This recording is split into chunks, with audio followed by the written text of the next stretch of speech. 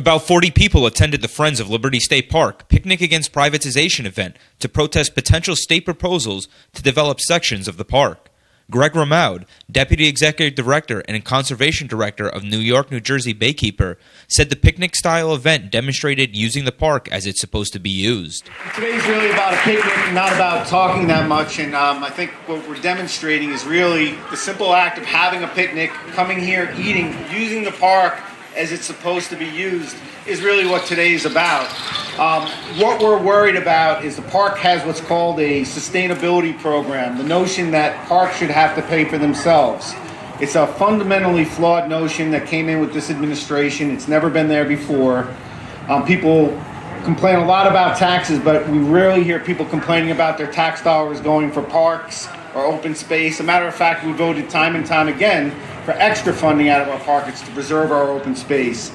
What's happened is now we're being told that there's plans that are coming forth trying to force the park to pay for itself. We're not sure exactly what those plans are, but we're ready to make sure that they in no way inhibit the public from enjoying the park, from picnics, from access along the waterfront. It's about the parks for the people and not about parks to make money for others. So that's all I have to say today. Enjoy the picnic and thank everybody for being here, for doing all that you do. Sam Pessin, president of Friends of Liberty State Park, said that there's a very dark cloud of privatization hanging over Liberty State Park.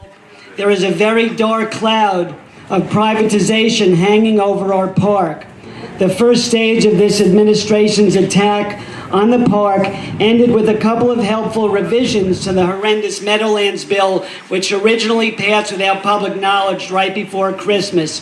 The revisions ensured at least one public hearing at Liberty Park and gave the governor's DEP commissioner the final say instead of the Meadowlands Commission in park plans. The DEP commissioner recently told Senator Cunningham and Assemblyman Raj Mukherjee at the budget hearings that the DEP expects to reveal their specific plans within 3 or 4 months, which may mean late in the summer, and will be vigilant to their efforts to ramrod plans that will harm this great family park.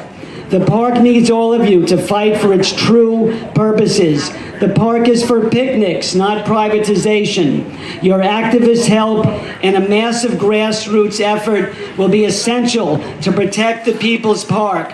We'll need you with emails, phone calls, public hearings, social media to mobilize our county and our state. The park's future is at stake, as it has so many times before in its 39-year history. The overwhelming majority has always wanted a free and green park and always opposed commercialization plans, no matter what revenue is promised in return for trading away open space and long-term leases. The Department of Environmental Protection Commissioner did a major search for commercial development plans. The developers were shown every inch of the park, and the administration's privatizers, they want to monetize the park, to turn the park into a commercial venue. Their plans will take away open space and restrict public access. Their plans will be an abominable attack on the urban people who love this park. Though most park users are from our densely populated concrete region, visitors from around our nation and world benefit from this peaceful open space, an American landmark with its inspiring views. They see our precious open space only as wasted land unless it's producing revenue. Their strategy, as Greg mentioned, was sustainable parks, and they feel Liberty Park should pay for itself. If Trenton had the will and the wisdom, the funds could be found to maintain and improve Liberty Park and all state parks. In the state's contract with the company, New Jersey Future, that did that search, one line showed how clueless they are.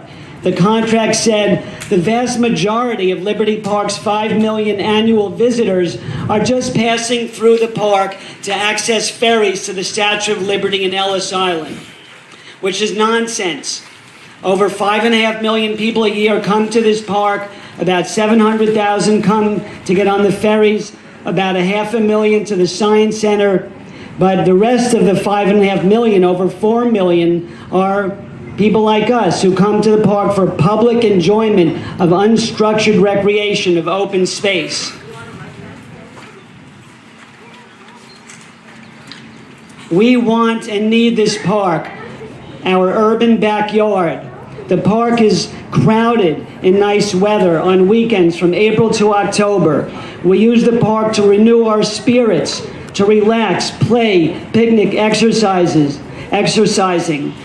flying kites, riding bikes, taking in the views, running free, playing choose-up games, and enriching our lives in this urban open space. I want to thank the Friends Board for helping set up today's event, our volunteers. We have some face painters over here, and we have the wonderful Rockasori band playing. And wanted to thank a few officials, Mayor Steve Fulop. In the winter, they helped us at least get that revision in the Meadowlands bill. Senator Cunningham, Assemblyman Raj Mukherjee, the council, freeholders Anthony Romano, Bill O'Day, Gerard Balmir, candidate Nick Chiara-Velati, who's running the 31st District. And we will need our legislators' support in the coming battle. This is the new chapter of the park. This is our time to fight, our time to carry the torch and use our voices to protect the park as a peaceful and accessible oasis for ourselves and for future generations. So thank you for coming today. We're sending the message to Trenton, leave our park alone. I'm Michael Shurin with Real Jersey City, the talk of the town.